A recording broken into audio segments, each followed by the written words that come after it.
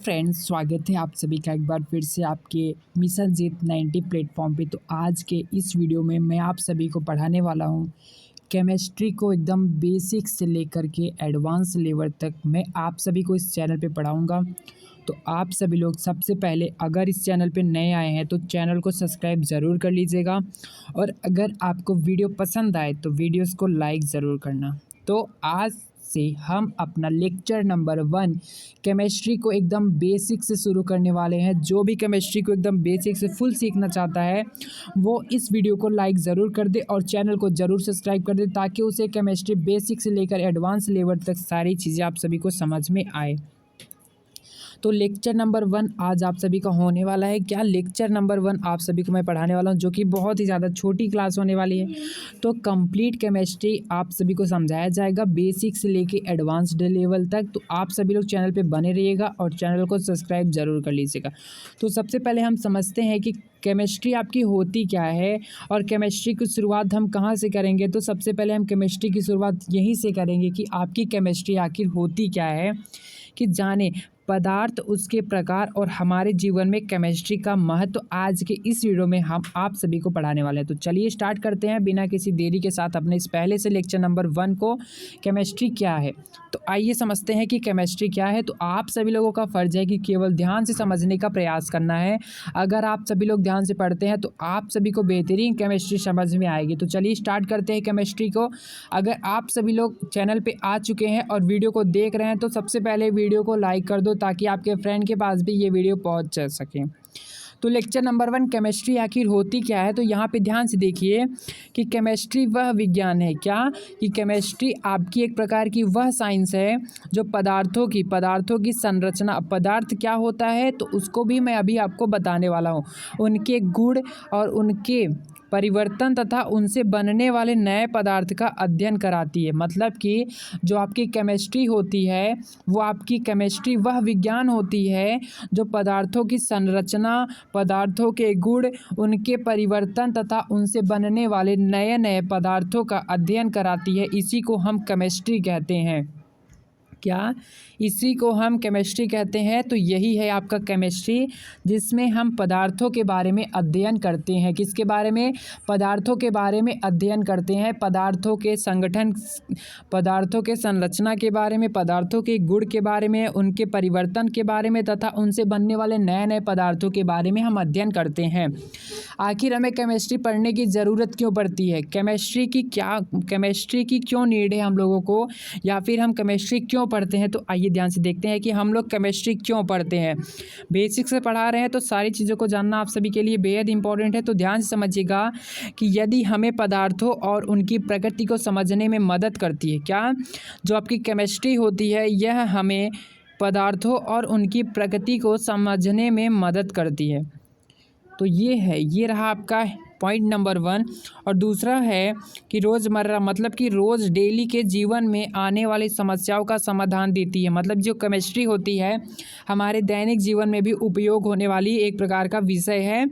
और तीसरा है आपका दवाइयों, खाद्य पदार्थ, कपड़े, प्लास्टिक, बैटरी आदि सब केमिस्ट्री की देन है। मतलब कि जो भी सारे मेडिसिन होते हैं, जो भी खाद्य पदार्थ होते हैं, जो भी कपड़े होते हैं, जो भी प्लास्टिक होती हैं, जो भी बैटरी होती है, बहुत सारी चीज़ें आप सभी की, ये सब केमिस्ट्री की देन होती है। किसकी देन होती है? तो ये सब केमिस्ट्री की देन होती है। और जो केमिस्ट्री होती है यह हमारे जीवन को आसान, सुरक्षित और बेहतर बनाती है। केमिस्ट्री ही हमारे जीवन को आसान, सुरक्षित और बेहतर बनाती है। केमिस्ट्री ही हमारे जीवन को आसान, सुरक्षित और बेहतर बनाती है। आइए समझते हैं कि केमिस्ट्री हमारे दैनिक जीवन, रोज़मर्रा का मतलब होता है कि दैनिक जीवन में कैसे उपयोग होती है। तो आइए देखते हैं। तो सबसे पहले है दवाइयाँ। बहुत सारे लोग दवाइयाँ जानते हैं, दवाइयाँ खाते भी हैं। तो दवाइयों में भी केमिस्ट्री का उपयोग होता है, खाने में भी केमिस्ट्री का उपयोग होता है, फ़ोन में भी केमिस्ट्री का उपयोग होता है अर्थात मोबाइल में, और बैटरी में भी केमिस्ट्री का उपयोग होता है, कपड़े में भी केमिस्ट्री का उपयोग होता है जो कि कपड़ों में रंग बदलने के लिए, और प्लास्टिक में भी होता है, बहुत सारे प्लास्टिक्स के कलर बदलने के लिए। तो आपको यहाँ तक समझ में आ गया होगा कि केमिस्ट्री आखिर होता क्या है। आप सभी लोग बस ध्यान से समझने का प्रयास कीजिएगा। बहुत सारी ईजी चीज़ें में, ईजी लैंग्वेज में आप सभी को समझाने का प्रयास कर रहा हूँ। सिंपल सा केमिस्ट्री क्या है, तो केमिस्ट्री जो है वो पदार्थों के बारे में अध्ययन कराती है। यहाँ तक समझ में आ गया होगा।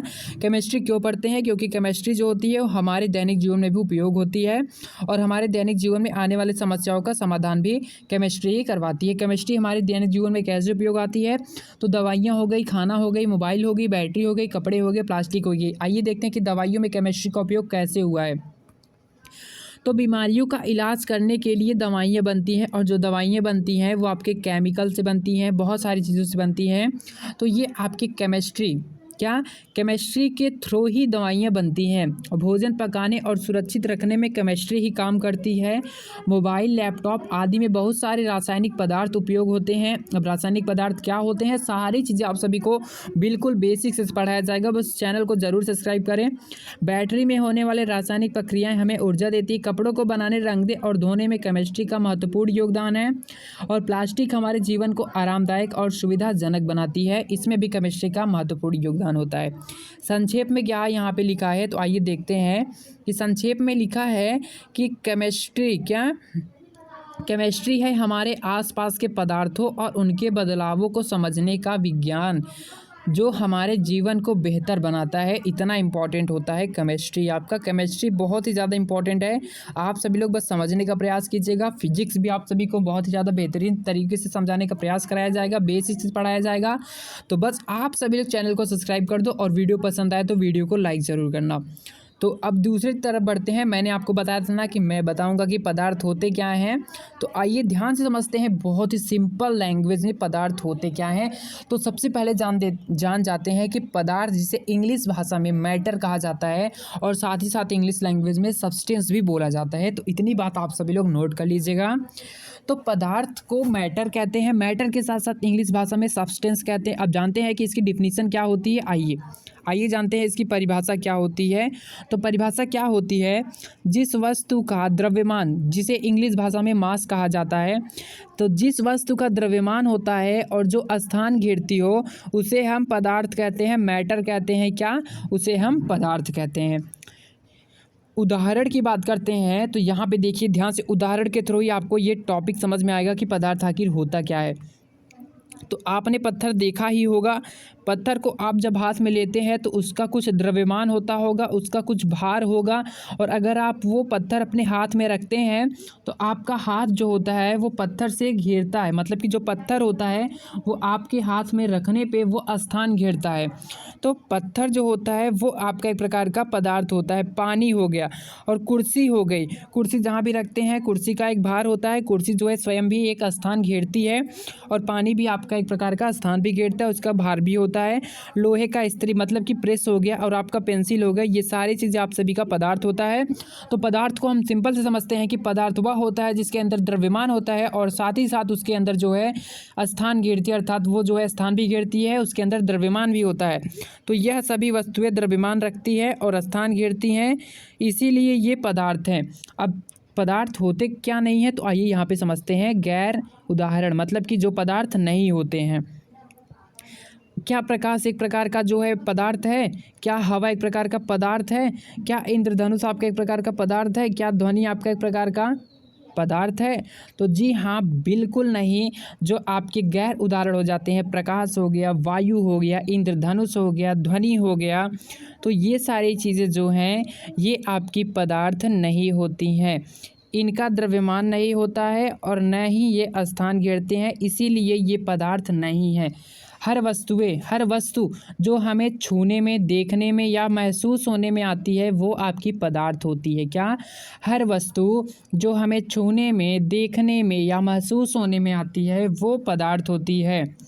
तो यहाँ पे जो वायु होगा आपका, यहाँ पे एक डाउट हो गया है, यहाँ पे जो आपका वायु होगा, क्या वायु, ध्यान से देखिएगा कि यहाँ पे जो आपका वायु होगा, यहाँ पे एक मिसप्रिंट हो गई है शायद, यहाँ पे जो आपका वायु होगा ये आपका एक प्रकार का क्या, तो जो ये है ये आपका एक प्रकार का क्या है, तो वायु आपका एक प्रकार का पदार्थ है।